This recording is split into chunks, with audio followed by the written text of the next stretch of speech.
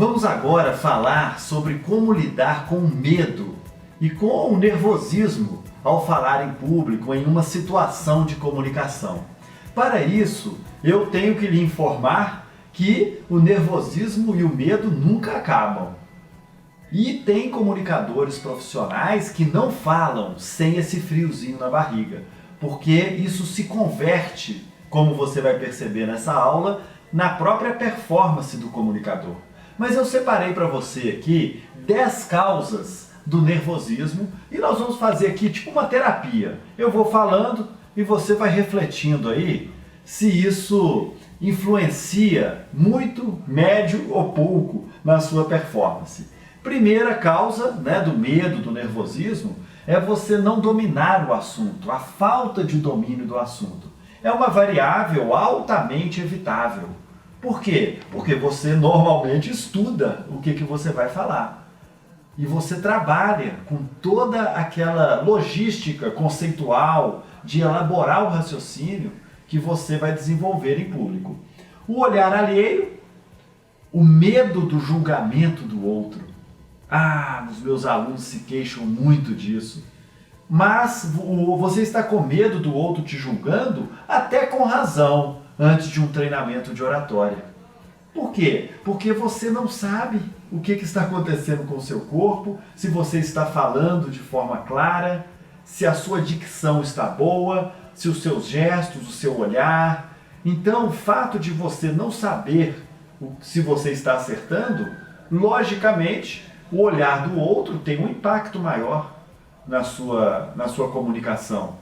E olha que eu te dou razão, de você ter um certo medo do julgamento alheio quando você não é preparado para executar uma atividade. Porque a chance de você estar pagando mico, de você estar passando por um momento ridículo, é muito grande. Eu te dou razão. Agora, qual que é o objetivo de um treinamento de oratória? É você ter certeza de que o olhar alheio está em você e você está acertando. Esse é o objetivo. E você vai mudar o seu estado mental. Por quê? Porque você, tendo segurança de que você está acertando, você olha para o seu público com o seguinte pensamento: pode olhar que eu estou acertando. Eu tenho convicção de que eu estou falando bem, que eu estou falando melhor. Então o olhar alheio deixa de ser um fator de desconforto para ser até um fator de busca. Você quer que a pessoa olhe para você. Então, autoimagem tem a ver com roupa, lógico que tem a ver com roupa. Você escolhe uma roupa adequada à situação. E tem a ver também com autoestima. Se você gostar do que fala, se você gostar do seu assunto, e se você estiver de bem com a vida, isso certamente colaborará e muito para você ser um ótimo comunicador daquele assunto e frente ao público. Então, faça aí o seu esforço para você gostar do seu assunto e também estar de bem com a vida, tá bom? Público e local, falar para pessoas que sabem mais do que a gente deixa a gente mais nervoso, é natural. E locais também muito pomposos, chiques, locais assim que você entra quase num palácio para fazer a sua apresentação, deixa o comunicador mais nervoso. Eventos de grande porte, expectativa muito grande na sua performance. Eu, até felizmente, já vivi situações assim, onde todos lotaram o auditório esperando realmente uma aparição do professor Rodrigo Moreira, e eu fiquei nervoso. Só que nessa hora você tem que confiar em você, na sua performance e no merecimento que você tem de estar ali na frente daquele público e naquele local. Experiência prévia. Treino professores universitários que falam em público todo dia, o dia inteiro. Então essa pessoa, esse professor, ele não tem mais problema de nervosismo ao falar em público. Por quê? Porque ele tem uma experiência prévia que já o coloca na frente do público com regularidade. Então a experiência prévia de falar em público, mesmo sem técnica, diminui o nervosismo. Domínio da infraestrutura. A pessoa te entrega um passador de slide, um microfone, olha para você e fala sucesso na apresentação. E você olha para aquele microfone, para aquele passador de slide e você não sabe usar. Você vai ficar nervoso naturalmente. Vocês vão perceber que o nervosismo é pelo desconhecido. O desconhecido nos deixa com medo, nos deixa nervosos. Como evitar isso? Conhecendo as técnicas e o que fazer. Aliás, está aqui, ó, falta de domínio das técnicas de oratória. Logicamente, você vai fazer algo para o qual você não está preparado. Eu fico nervoso, eu tenho medo de saltar de paraquedas. Se alguém me procurar agora para poder saltar de paraquedas, me convidar para isso, eu não vou, eu tenho medo, eu fujo. E se eu animar aí, eu vou ficar nervoso, desajeitado e provavelmente vou ter dificuldade de puxar a cordinha e a consequência você já sabe qual que é, né? Por isso é que eu não vou, a não ser que eu tenha um treinamento, que eu faça aulas de paraquedismo, que eu tenha um instrutor para me ensinar a saltar melhor. Já fez o link aí para a oratória? Pois é. Falta de domínio do tempo da apresentação. Você já deve ter assistido palestras que você assiste o comunicador, aí o cerimonial levanta uma plaquinha para o palestrante, falando assim, 5 minutos, e o palestrante não está nem na metade dos slides. Aí ele fica assim, ele passa um momento de desespero, né? Porque ele olha para aquela plaquinha e fala, meu Deus do céu, 5 minutos? Gente, faltam 5 minutos para acabar a minha palestra. Aí começa a passar slide correndo. Ai, meu Deus do céu, só um minutinho. Espera aí que eu tenho que chegar no final aqui. Aí mostra o penúltimo slide, que é a conclusão da palestra, e o último, que é a finalização. Vou ensinar isso para você em breve, como organizar um raciocínio. Então, tem que dominar o tempo da apresentação. Eu sugiro você baixar um aplicativo que chama Presentation Timer. É um sininho de hotel, a imagem dele. Sabe aquele sininho? Pim! Essa é a imagem dele. Ele nunca entra em modo de espera. É um cronômetro que tem contagem progressiva, regressiva, e que você olha para ele. Por incrível que pareça, a maioria dos auditórios e salas de aula não tem relógio no fundo para você controlar o tempo da sua exposição. Então você que quer ser um comunicador profissional de excelência, você resolve esse problema controlando o seu tempo, geralmente num aplicativo. Eu tenho um controle remoto, depois eu vou falar qual que é para você, que ele tem um temporizador, ele vibra na minha mão quando está acabando.